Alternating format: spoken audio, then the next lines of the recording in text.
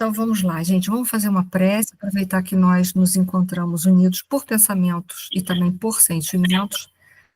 Vamos rogar a Deus, que é o nosso Pai, um Pai de um infinito amor e de misericórdia, a Jesus, nosso irmão maior, nosso modelo e guia, aos bondosos amigos espirituais que nos protegem, nossos mentores, os mentores da nossa casa, do movimento espírita de Petrópolis como um todo, a Ismael, mentor espiritual do Brasil, para que olhe pela nossa pátria, pelos seus governantes, para que eles tenham mais misericórdia, mais justiça, mais brandura nas suas atitudes.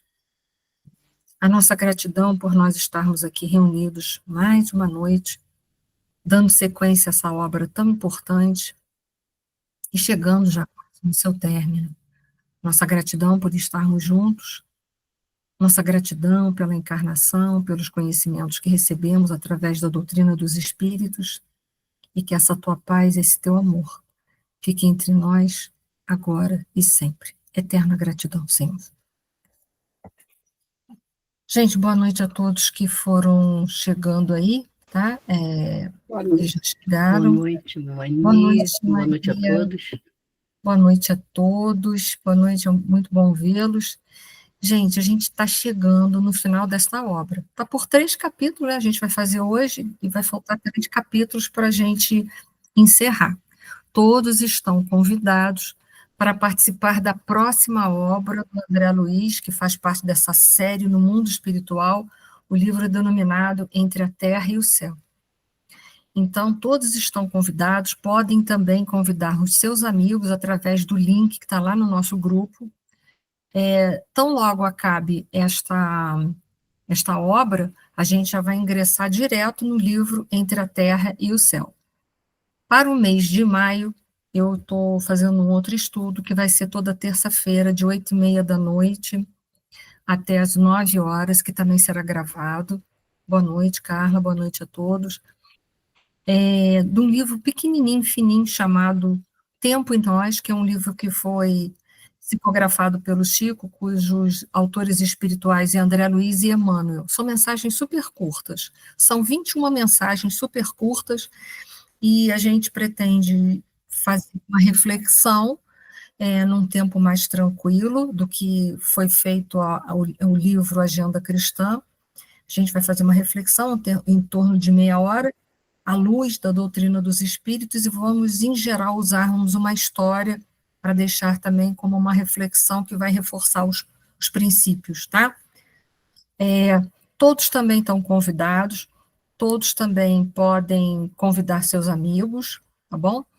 E aqueles que não puderem participar, eu vou lamentar, mas vai ficar gravado lá para a pessoa, se puder e quiser, né, ver depois, ok? Então vamos hoje. Hoje a gente vai. Boa noite, Ricardo. Está atrasado? Não, eu estou ainda fazendo umas considerações. Pode falar, Elisa. O Eni, eu entendi direito, é de 8h30 às 9, meia hora só? É só meia hora, sabe? Porque as mensagens são curtas. Eu vou fazer. As são super pequenininhas, muito pequenininhas. Tem umas, assim, no máximo 5 linhas, às vezes não tem isso. Em geral, 2, 3, 4 linhas só, tá? São pequenas. É para trazer uma reflexão, aí eu conto uma história no final e a aula acabou. É só para trazer uma reflexão e lembrar as pessoas da gente voltar a ter o hábito de ler as obras que foram psicografadas por Chico Xavier, que é um legado maravilhoso que foi esquecido por muitas pessoas. Então, tem por finalidade fazer pequenos resgates de obras até pequenas, mas mostrar que, apesar de ser bem pequenas mensagens, elas têm um poder de síntese muito grande, então levam a gente a vários níveis de reflexão, tá? Todos estão convidados, vai começar esse estudo só em maio, e quem quiser convidar seus amigos também pode ficar super à vontade, tá, Elisa? Obrigada. Nada. Pode falar a Regina, que está na frente, na fila. A Regina Bertol levantou a mão. Regina de Oliveira. Foi sem querer, Regina? Oi, Não, Regina. não, eu quero perguntar qual o nome da obra mesmo que eu não entendi, por favor. Essa obra que vai acontecer na terça-feira Isso, é chamado Tempo e Nós. É uma obra psicografada por Chico Xavier, cujos autores espirituais é Emmanuel e André Luiz. É uma parceria. São mensagens bem curtinhas, tá? Tá bom, obrigada. Todos estão convidados, vai ser um prazer tê-los, tá bom? Fica feliz de vê-los. Eli, Oi, pode falar, Loriana, eu ia falar mesmo que agora era você. o que eu quero te falar, eu gostaria sim de assistir essas aulas da terça-feira, porém nesse horário nós temos aula lá na SBE. Então, Perfeito. mas mesmo assim, para que eu possa ver gravado, você precisa me adicionar no grupo. Não, fica no meu canal, mas se você quiser entrar no grupo, você pode entrar, e aí ali eu vou sempre postar, se você quiser ser uma coisa mais fácil para você. Eu Mas se acredito que você assim quiser, pode seria. ficar. Oi?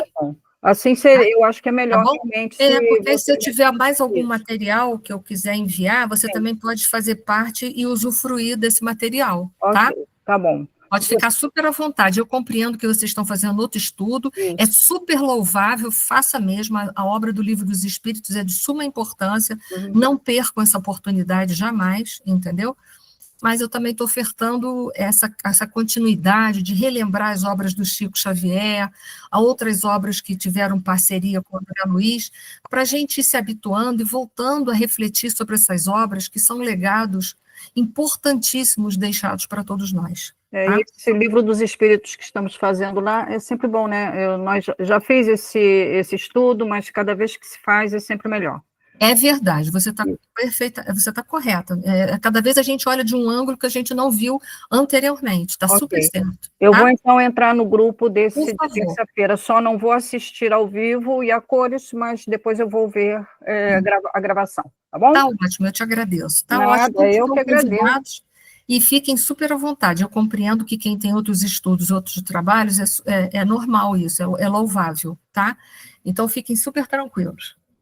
Gente, agora voltando para a nossa obra, que a gente está quase terminando, fazendo essa hoje, vai ficar faltando 3 capítulos, a gente encerra esse estudo e vai para o próximo livro, que é Entre a Terra e o Céu, tá bom? Hoje o título do nosso capítulo é Assistência Fraternal. E que bom que a nossa vida fosse sempre uma assistência fraternal, que a gente tivesse envolvido dentro de uma sociedade cuja assistência fosse sempre fraternal. Olha que mundo feliz. Mas se a gente quer esse mundo, a gente tem que começar a ofertar essa, essa assistência fraternal. É difícil? Se fosse fácil, a gente não estava nessa condição. Né? Já era missão cumprida, a gente estava num outro patamar, falando de outros assuntos. Mas a gente tem que tentar, não tem? É de grão em grão, como diz o ditado popular, que a galinha enche o papo. Então, é a gente ensaiando daqui e dali, tentando daqui e dali, que a gente vai conseguir chegar aí. E aí a gente muda esse muda a cara desse mundo, porque o bem também contamina, ele também contamina as outras pessoas.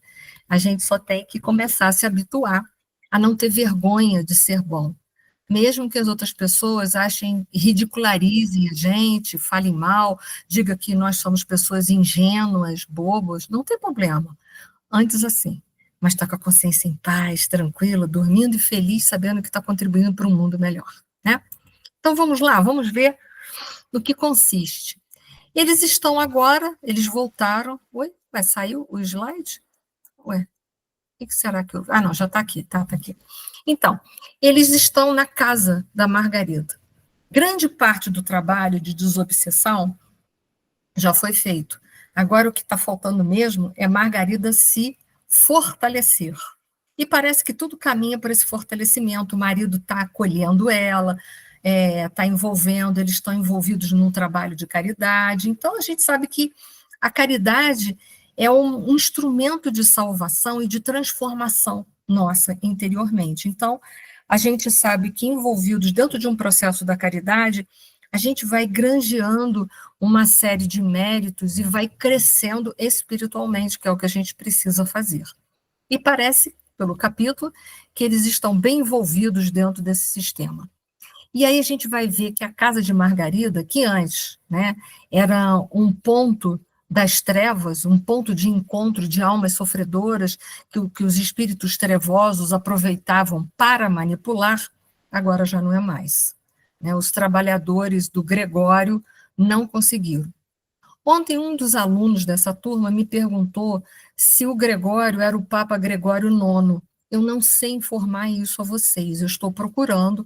Não creio que isso tenha em algum relato escrito de Chico Xavier. Vou dar mais uma olhada, vou olhar no livro O Caminho da Luz, vou ver se em alguns dos livros da Dona Wanda possui essa informação. Mas se não possui, gente, esse negócio que o Chico me disse, isso não serve para nada, eu só quero dizer isso para vocês. Porque qualquer um que conheceu o Chico pode dizer o Chico me disse, então isso não tem muita validade. É muito provável que o Gregório tenha sido o Gregório IX, até pelo perfil dele, né? Ele vai instalar a Santa Inquisição, ele é totalmente a favor, se eu não me engano, o Gregório IX. Então é muito provável que seja, a gente só não pode dizer que o Chico disse. Há uma probabilidade, tá? A menos que o Chico deixou isso escrito em algum lugar, aí é outro assunto. Eu continuo pesquisando e depois eu sabendo, tendo uma informação bibliográfica, eu trago para vocês. Se não, é provável que seja, mas a gente não pode afirmar, tá? Então, a casa de Margarida. Agora já não tem o passe livre para o Gregório, é só falange entrar e sair. A casa ganha um outro estilo, né? Se era uma casa que eles mesmo falavam que nas janelas tinham aqueles focos de trevas, né, de coisas escuras, ali fundidos, né, para chamar a atenção de que uma falange trevosa que governava aquele recinto, agora, nas mesmas janelas da casa, né, mas dentro de uma visão espiritual, o que nós vamos encontrar? Nós vamos encontrar naquelas janelas focos de luz, mostrando que agora a casa era um ponto de luz que poderia receber outros espíritos também necessitados para serem socorridos. Olha só como é que muda tudo, olha que fantástico. A gente está falando de um trabalho que, a princípio, era para libertar a Margarida de um processo obsessivo e ajudar a mãe do Gregório a convencê-lo de reencarnar. A gente está vendo que quanto trabalho vai ser feito para chegar até aí, quanto trabalho está sendo executado para chegar até esses finalmente. Então, é fantástico o trabalho do bem, é fantástico, né? Porque não é um trabalho que a gente intimida, obriga ninguém a fazer nada, é um trabalho que vai sendo esclarecido, todos os que estão envolvidos dentro daquela falange do mal, também aqueles que quiserem vão receber a ajuda necessária para terem novas oportunidades. Então, olha que interessante. E uma outra reflexão é, o mal se transforma e se transmuta em bem, mas o bem jamais se transforma em mal. Então, olha que interessante, é só para reforçar uma lógica que já está dentro da gente, mas para a gente lembrar que o bem é soberano, o mal tem prazo de validade, ele um dia termina. Só para a gente lembrar nisso, porque a gente, às vezes, a gente se arma muito, dá muito valor ao mal, tem muito medo do mal. E o mal não pode tudo, o bem pode. Então, a casa transformou-se.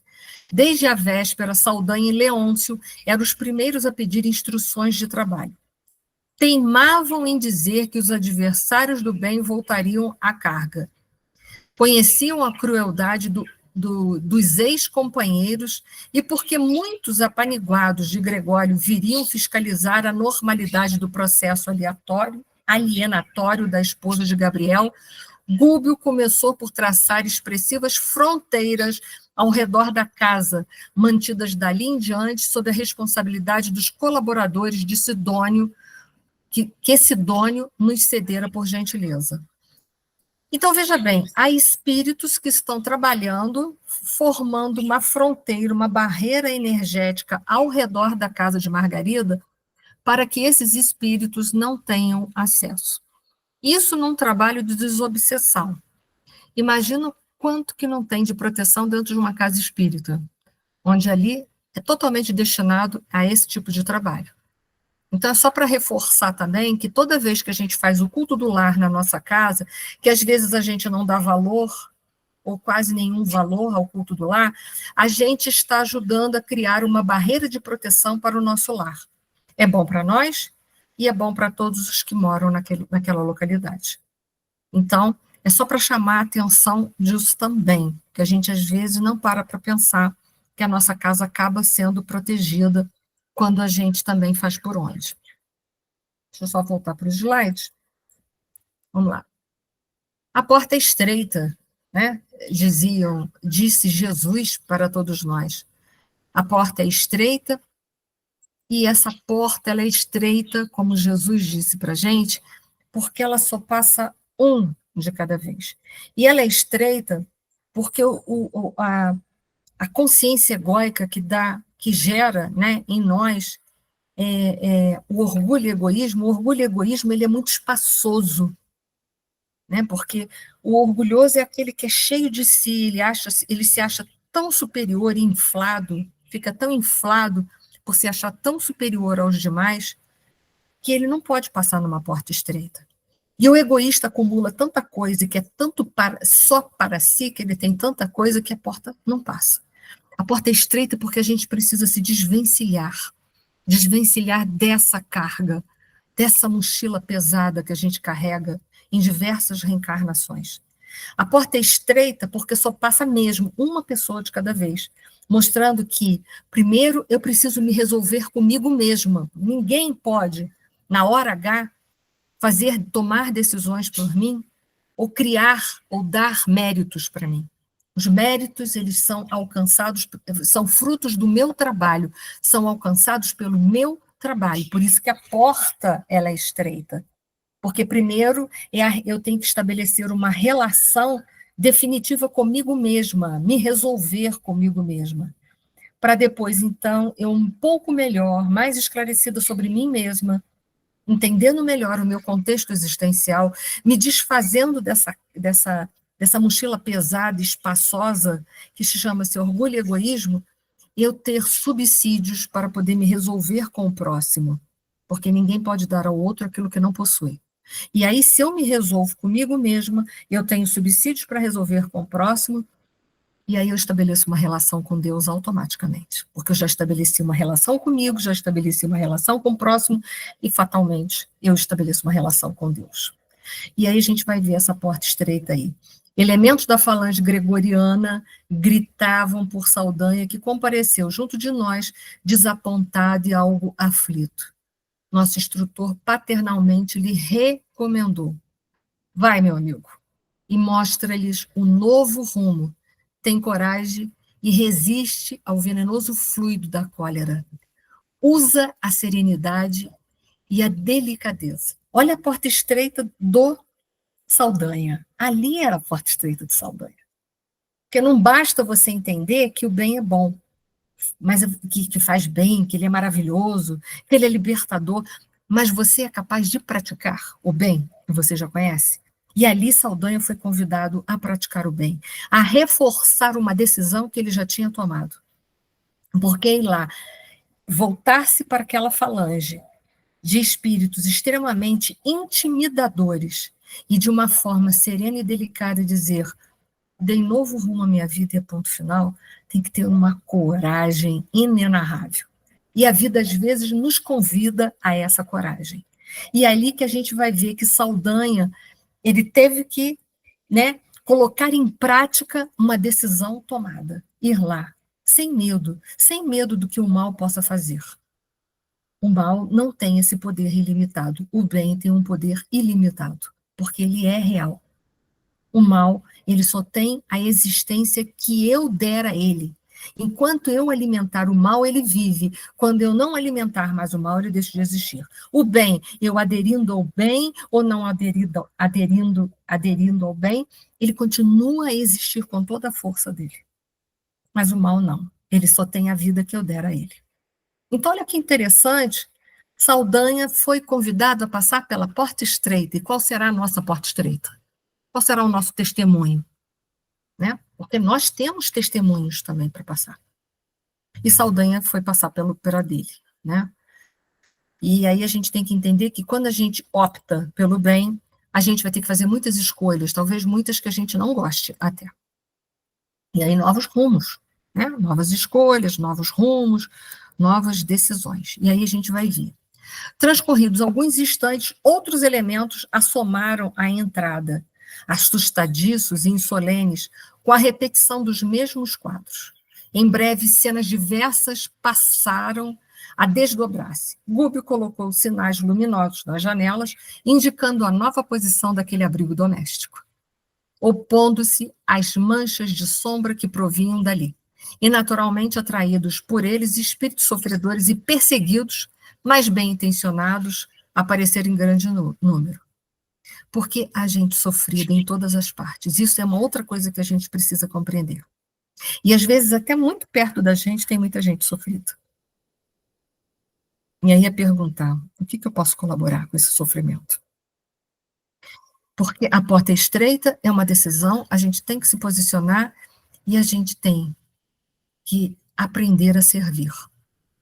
E aí, quando a gente começa a se dispor a servir, o trabalho começa a aparecer para nós de tudo quanto é lugar. É ou não é assim?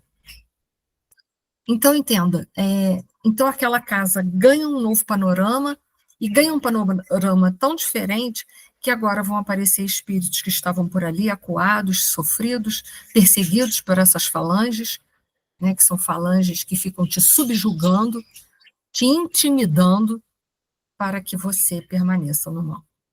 Te mantenha na ignorância e no medo.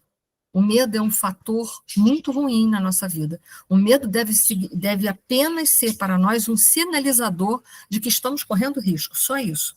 Mas quando o medo nos engessa, que é quando a gente se deixa levar por uma intimidação, que a gente se curva diante de uma intimidação, é aí que o mal passa a ser um grande opositor na nossa vida.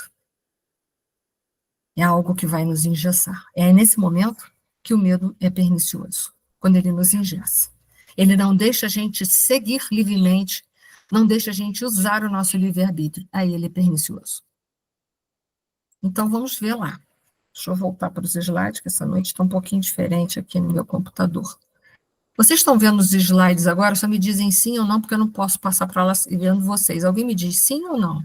Sim. Sim. Então tá. Então, só quando eu volto para lá, que ele fica até momentaneamente apagado. Obrigada. Resgates. Vão aparecer vários, né? Porque agora, o que está acontecendo ali? A gente está numa situação que aquela casa já virou quase que um posto de socorro. A primeira entidade que se aproximou foi uma senhora que se ajoelhou à entrada suplicando: benfeitores de cima, que vos congregaste nesta casa, em serviço de luz. Livrai-me, né? Que deve ser da aflição. Piedade, piedade. Então, apareceu uma primeira mulher que roga a eles auxílio de tudo que ela fez. Essa senhora, se não me falha a memória, vocês me corrijam, era uma ex-suicida, não é isso? Logo após, surgiram 2 velhos, rogando pousada. Ambos haviam desencarnado em extrema indigência no hospital. Revelavam possuídos de imenso terror. Não, desconheciam o processo da vida pós-morte. E quantos desencarnam desconhecendo o processo da vida pós-morte? Se um dia ouviu, foi alguma coisa vaga que nada compreenderam. Ou se ouviram muitas vezes, foram informações que mais deixaram eles temerosos do que satisfeitos de alcançarem o pós-morte. Curiosa dama compareceu pedindo providências contra espíritos pervertidos e perturbadores, que em grandes blocos não lhe permitiam aproximar-se do filho, instigando a embriaguez. E assim foi chegando, né? Outro veio solicitar recursos contra os maus pensamentos de um espírito vingativo que lhe não dava ensejo à oração. E assim foi aparecendo. E o Gúbio falou: leva eles, prepara para a oração da noite. Né? E a gente vai ver. Muitos são chamados, mas vamos ver se todos vão ser escolhidos. Tá bom? Então o lar de Margarida ali ao redor está sendo um campo de socorro provisório para a oração da noite e o socorro definitivo a esses espíritos. Vamos lá, vamos vendo. E aí vai aparecer coisas bem curiosas. A corrente dos pedintes, contudo, não ficou aí. Tive a ideia de que a missão de Gúbio se convertera, de repente, num numa avançada instituição de pronto-socorro espiritual. Antes, porém, que o dia expirasse, começaram a surgir vários elementos da falange de Gregório, tentando intimidar para ver se eles cediam, né? Afirmando-se dispostos à renovação do caminho. Então, desculpa ali, outros eles apareceram, mas dizendo agora que eles queriam ajuda, né? Procediam da própria colônia que visitáramos, e um deles, com grande assombro para mim, né, para André Luiz, foi claro na enunciação dos propósitos de que se achava inspirado. Então, olha que interessante, até mesmo alguns trabalhadores da falange de Gregório vão chegar até lá e vão pedir socorro. É claro que vão ser abrigados, vão passar pela oração, para serem definitivamente levados, né, para pronto-socorro no plano espiritual, e dali darem seguimento aos seus processos de evolução. Mas vamos ver. E aí, novamente, o Gubbio fala que todos eles serão organizados, deverão ser atendidos, deverão receber esclarecimentos que vão ter que ser breves, mas todos têm que ficar cientes que vai haver uma oração. Então, André Luiz, organizei os irmãos que me cabia atender em assembleia fraternal, contudo, em vista de os necessitados continuarem chegarem de espaço a espaço, era imperioso abrir novos lugares no extenso grupo dos ouvintes. Muitas entidades em desequilíbrio. Lá fora reclamavam acesso, pronunciando rogativas comovedoras. Todavia, o nosso orientador aconselhara fosse a entrada privativa dos espíritos que se mostrassem conscientes das próprias necessidades. Por quê? Porque muita gente quer ser ajudado, mas ele não está disposto a reconhecer que errou, ele não está disposto a entender que ele precisa se renovar, ele só quer ajuda, mas ele não quer se modificar em nada. Então, era preciso que ali houvesse um critério. Olha só, a ajuda tem um critério. O critério só deixa passar para cá, né, para o lado de dentro da barreira, aqueles que realmente estiverem conscientes das próprias necessidades. O que são necessidades? Reconhecimento de que precisam mudar, que querem realmente fazer uma renovação na sua vida. Porque tem muita gente que só quer ajuda, mas não quer mudar em nada. Ele quer que a vida continue do jeito dele, e que o resto ao redor que se encaixe dentro dos seus desejos. Então, olha que interessante, para ajudar, tem critérios também, porque senão você acaba, no meio de um agrupamento de pessoas que realmente são necessitadas, infiltrar pessoas que mais querem fazerem alarde e desarmonia do que propriamente ajudar. Então, a gente precisa ter essa noção e ajudar realmente quem está afim de sair daquela condição. Né? Isso é um alerta para a gente que trabalha dentro de departamentos de assistência social da Casa Espírita, que tem gente que só quer receber, mas ele não quer fazer nada pela vida dele, quer ser um eterno recebedor de sacola de alimentações, de roupas, de benefícios, mas ele não quer mudar em nada. Ele quer continuar aquela pessoa que ele sempre foi, sem fazer nada, nenhuma mudança. Então, a gente tem que estar alertado para a gente não fazer, como aquela passagem que Jesus disse assim, não dê pérolas para porcos, senão a gente fica dando pérolas para porcos. E aqueles que realmente querem fazer mudanças, a gente deixa para lá. Então, a ajuda tem que ter seleção, sim, infelizmente. Né? No nosso mundo tem. Tá? Então, vamos lá. Ai de mim, começou penosamente, ai de mim, a quem a paixão cegou e venceu, transportando-me ao suicídio. Mãe de 2 filhos, não suportei a solidão que o mundo me impusera com a morte de meu marido tuberculoso. Então, essa daí havia cometido suicídio, não me parece, que acho que eu confundi com a primeira, né? E aí ela pede ajuda. Ai de mim, começou penosamente, ai de mim, a quem a paixão cegou e venceu, transformando o meu suicídio. Mãe de 2 filhos, não suportei a solidão. Depois apareceu um outro, né? Fui homem de letras, quer dizer, ele foi um escritor, mas nunca me interessei pelo lado sério da vida. Cultivava o cisto malicioso e com ele o gosto da volúpia, estendendo minhas criações à mocidade de meus dias. Não consegui posição de evidência nos galarins da fama, entretanto, mais que eu poderia imaginar, impressionei destrutivamente muitas mentalidades juvenis, arrastando-as a perigosos pensamentos, né? Ele fazia poemas, né, que ele até colocou, né, fez sininos, né, que são contos satíricos e obscenos, muito comum que foi na Idade Média. Então, ele estimulou muitos jovens a vidas, né, a vidas não moralizadas. E ele agora estava perseguido pelas suas próprias criações. Olha que interessante, isso aqui me chamou bastante atenção, a literatura que a gente leva para a nossa vida, né? Hoje o nosso tempo é curto, eu imagino que de vocês também sejam muito curtos, que a gente tem sempre muita coisa para fazer. Será que a gente decanta aquilo que lê? Será que aqueles que têm filhos conseguem hoje instituir uma literatura saudável? Porque quando a gente entra nas livrarias, eu não estou falando de espírita, não, uma livraria comum, a gente vê muitos livros, às vezes, sem conteúdo, eu não sei vocês, né? Aí a gente senta, começa a folhear. O título é até muito interessante. A gente fala, tá interessante. Aí senta e começa a falar de Jesus, não é possível. E vai, dá uma folheada, vai dando. E você vê que não tem conteúdo nenhum aquilo. Aquilo é cantilena, a conversa para boi dormir. Distrai as mentes, mas não forma, não dá formação para aquela pessoa. Não leva ela a um processo de reflexão da vida, de nada. São livros sem conteúdo. E quando não muito, são livros com conteúdos subliminares destrutivos.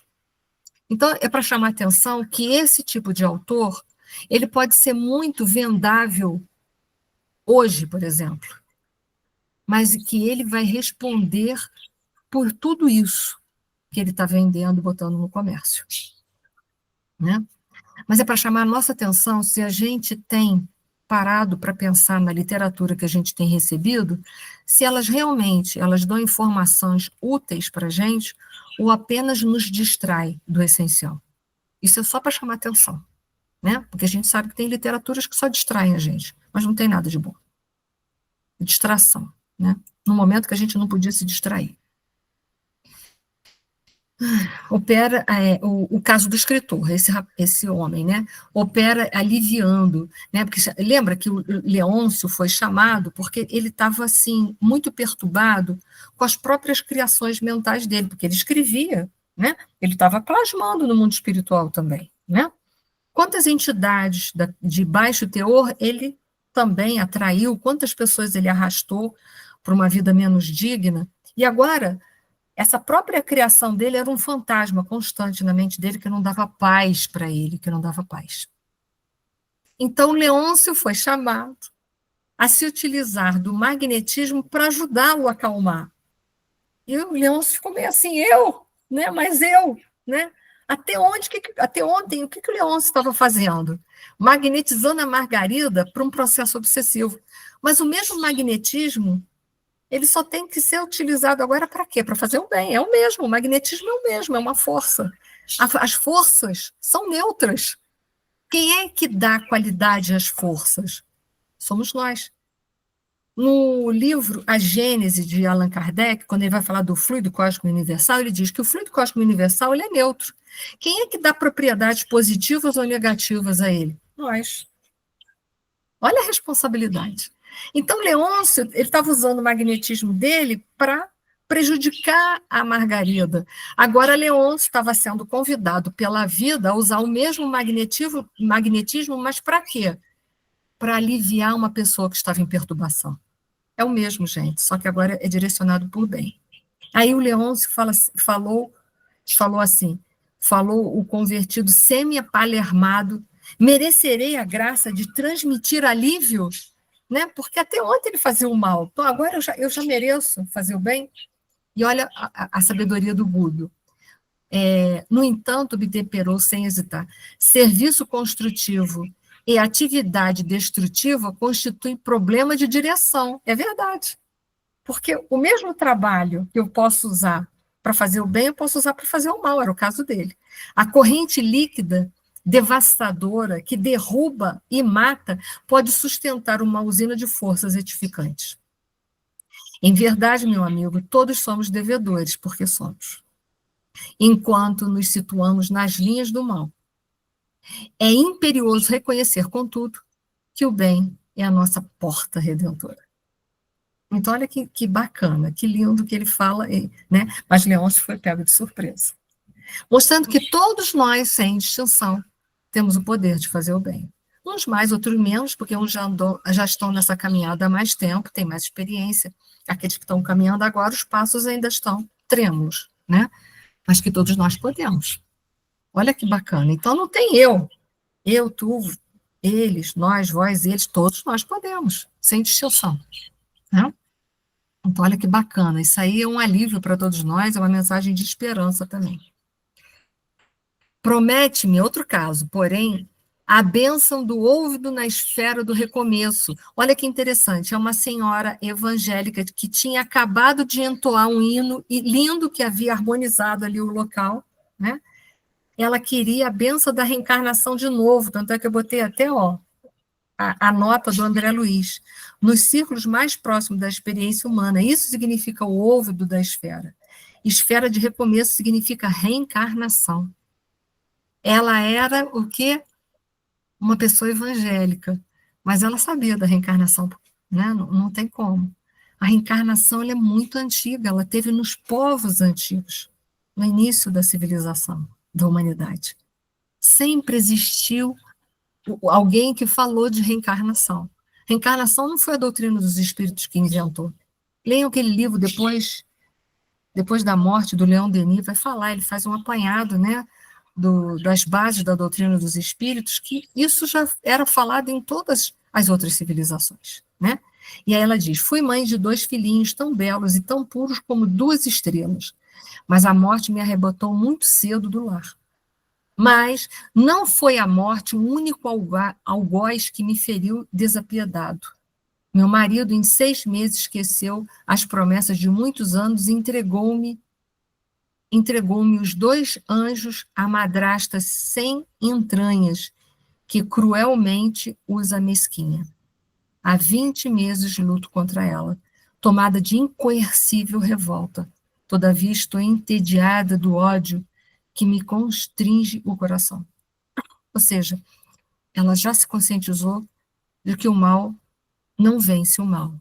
Só tem uma força que pode vencer o mal, é o bem.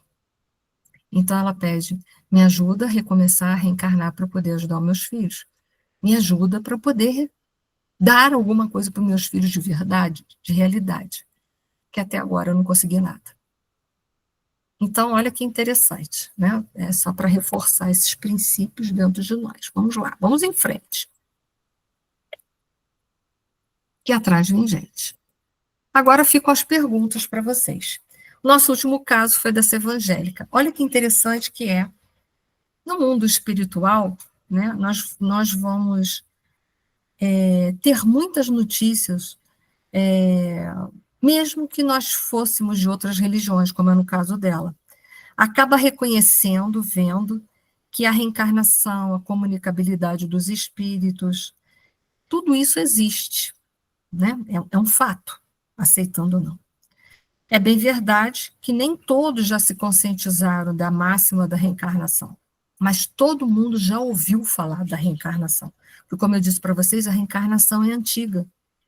Mas por muitas questões, muitos ou não precisam de entendimento da reencarnação para fazer o bem, para viver o bem, para ajudar na obra, né, de Deus aqui na Terra, mas muitos não aceitam por questões dogmáticas religiosas, né? Olha a responsabilidade, né, das religiões, né?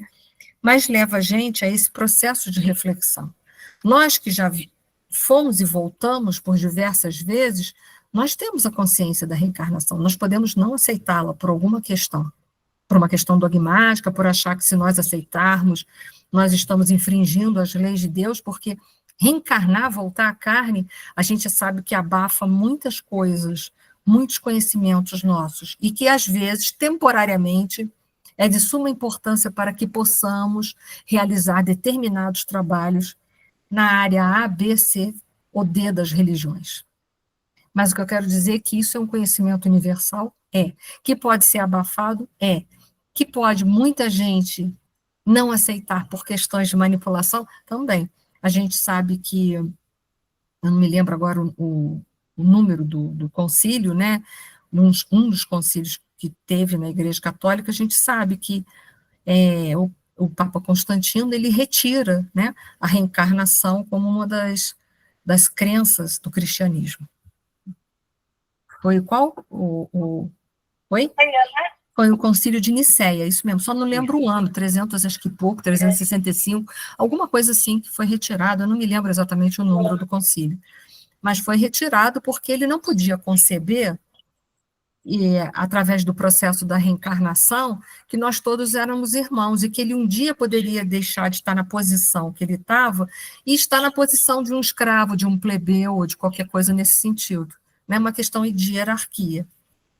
E porque a reencarnação, ela tem essa questão, né? Hoje a gente está numa posição, amanhã a gente pode estar em outra, tanto por um processo expiatório, como um processo de provações solicitadas por nós mesmos.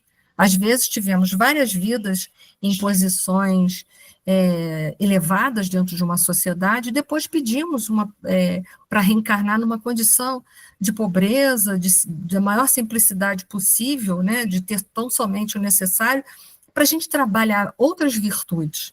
Ou, às vezes, nós somos colocados nessas condições de tanto ter usado mal o patrimônio comum da humanidade, nós somos colocados nessa situação em situações expiatórias, para aprendermos, através do processo da dor, a ter mais sensibilidade pelo próximo, a ter menos orgulho e egoísmo dentro de nós mesmos, né?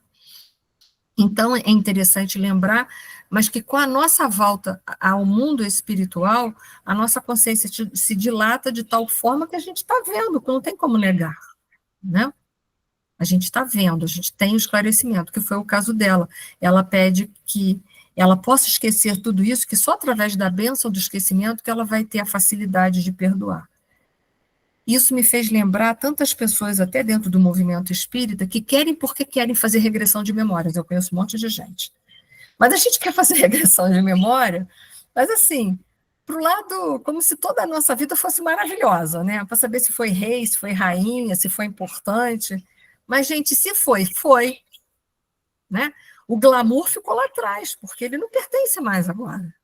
Agora é o que a gente tem, é isso. E se a gente justamente aqui está reencarnando para se despojar do orgulho e egoísmo, melhor deixar esse glamour para trás, que foi lá que o negócio todo ficou ruim para o nosso lado, se a gente for pensar. Então, assim, a gente vê tanta incoerência, né? Você quer saber, ela está pedindo um esquecimento, porque se ela reencarnar, lembrando de toda, né, o amor passageiro do marido, o quanto que a madrasta maltratou os filhos dela, vai ser difícil ela perdoar, mas ela quer perdoar. Então ela pede, me dá a bênção do esquecimento, porque eu vou conseguir perdoar de uma forma melhor. Imagina se aquela pessoa que a gente traz uma antipatia, que tem gente que a gente antipatiza, vamos ser reais, né? Vamos ser lúcidos, que nós não somos pão de fazer hóstia, né? Tem gente que a gente antipatiza, imagina se a gente lembrasse os pormenores, talvez a antipatia só crescesse, né? Virasse até uma animosidade dentro de nós. Então, que bom que a gente não lembra. A gente traz o ranço, mas não lembra. Então, a gente pode trabalhar com menos esforço, né, para vencer aquele ranço, enquanto que se a gente lembrasse dos pormenores, a gente não ia conseguir vencer aquele ranço com facilidade. E, às vezes, essas pessoas estão dentro da nossa família, convivendo até no mesmo teto. Então, que bom que a gente pode esquecer, né? Então, o capítulo dessa noite, sem delongas, se vocês quiserem fazer perguntas, façam. Mas é um capítulo que nós começamos esse livro lá no início, para fazer todo um processo de desobsessão de Margarida e convencer Gregório a reencarnar, porque se ele não aceitar a reencarnação, ele está já nos finalmente, e ele vai reencarnar compulsoriamente. O que é uma reencarnação compulsória? A reencarnação compulsória, você não participa do planejamento reencarnatório. Você vai reencarnar espiando mesmo, e não com atenuantes, porque você não vai fazer nada para ter atenuantes. Então, você vai reencarnar, digamos assim, a sua reencarnação vai ser nua e crua. Então, todo aquele processo ali está para ajudar, para ver se Gregório aceita que ele tem que reencarnar. Não é possível viver no mal eternamente, o mal tem prazo de validade. todo esse livro está nesse trabalho. Nós estamos chegando no finalmente do trabalho a Margarida, mas está faltando o Gregório ainda. E os últimos capítulos chegarão lá. E aí a gente também vai querer saber se todos aqueles que foram lá para dentro, né, daquela cerca de proteção dentro da casa de Margarida, que pediram auxílio, que falaram que querem mudar, se realmente eles vão passar pela porta estreita. Porque muitos são chamados, mas poucos são escolhidos. Nós sempre fomos chamados, em todas as nossas reencarnações, para servir a Deus, para viver as suas leis. Mas por que a gente não foi escolhido? Porque no critério de seleção a gente não aceitou viver as leis de Deus, a gente queria viver as nossas imposições, as nossas leis. Então, a gente vai ver no próximo capítulo como é que vai ser essa oração, se todos os que foram levados ali vão resistir, vão suportar, vão ter coragem para passar pela sua porta estreita e receberem toda a ajuda que aguarda eles. É isso que a gente precisa saber, que quando a gente pede ajuda, a gente fica muito numa posição de passividade. Ah, Senhor, vamos lá. Muda o meu marido porque ele é um chato, muda a minha esposa porque ela é uma chata, muda meus filhos porque eles não têm jeito. E espera que Deus faça essa parte. Mas muito dessa parte é nossa, muita do outro, que só o outro que vai poder fazer, a gente vai ter que compreender isso. A gente tá muito preparado para pedir, mas pouco para trabalhar em prol de tudo isso. E às vezes, no máximo que a gente pode fazer de tudo que a gente pediu, é se modificar e aceitar que o outro vai ser assim até os últimos dias da vida dele. Aquele outro que vive com a gente, que é difícil. Mas que eu não posso fazer evolução para o outro, eu não posso evoluir pelo outro, eu não posso mudar pelo outro. Sempre falo, as mães em plantões aqui, estão aqui presentes, se pudessem, faziam tudo pelos seus filhos, não deixavam eles ter gripe, não iam deixar eles terem gripe. Mas a gente não pode. Eles vão ter gripe e muitas outras coisas até, dependendo do contexto de vida deles, e nós vamos ter que aceitar essa condição. E sofrer junto. Não é assim a vida? Então esse livro é para a gente pensar, a gente está nos últimos capítulos, pensem, reflitam sobre toda essa história, que é uma semana de trabalho no mundo espiritual, uma semana intensa de trabalho, para socorrer pessoas ali, que estão envolvidas em processos obsessivos graves, e espíritos endurecidos que não querem reencarnar, porque reencarnar significa refazer os passos. Isso que eu disse para vocês, muita gente não aceita a reencarnação, porque teria que se dobrar, se vergar, que terá que refazer os passos que orgulhosamente fez, e agora vai ter que fazer os passos na direção da humildade, da busca do perdão, da busca da humildade, da busca da misericórdia que não teve até então, que é o caso do Gregório. Então a gente precisa pensar em tudo isso. Esse livro é para nos levar a tudo isso.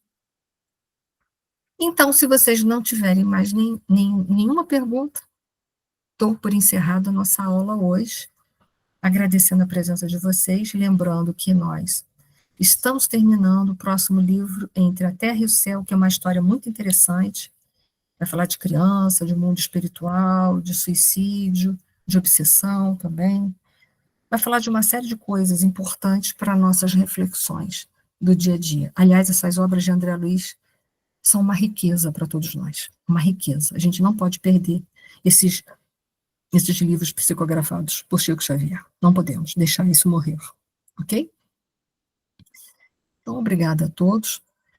E eu, então, vou terminar rogando a Deus, nosso Pai, a Jesus, nosso Mestre querido, que esteja conosco durante toda essa semana, envolvendo os nossos corações, as nossas emoções, para que nós tenhamos força, fé e coragem para vencer a nós mesmos e alcançarmos a felicidade que está destinada a todos nós, sem distinção.